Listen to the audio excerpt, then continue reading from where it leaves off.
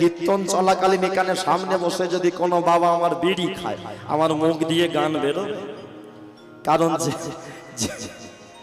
যেখানে যেমন সেখানে তেমন, চলতে চলতে চলা, বলতে বলতে বলা, গাইতে গাইতে গলা।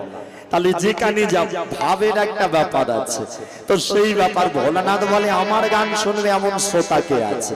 বলে আছে। কে আছে? বলে কেন? সৃষ্টিকর্তা ব্রহ্মা আর বৈকুণ্ঠ অধিপতি শ্রী বিষ্ণু নারায়ণ। বলে ঠিক আছে, ওনাদের খবর দাও। ভোলানাথ গান শুরু করলো, আর দর্শকের আসনে বসেছিল সৃষ্টিকর্তা ব্রহ্মা আর শ্রী বিষ্ণু নারায়ণ। ভোলানাথ এত সুন্দর গান করেছিলেন, সেই গান শুনে নারায়ণ প্রভু গলতে শুরু করে দিয়েছিলেন। নারায়ণী যখন গলতে শুরু হলো, যখন চরণ থেকে আস্তে আস্তে গলছে, চরণ গলা জল যখন আস্তে আস্তে গড়াচ্ছে, ব্রহ্মা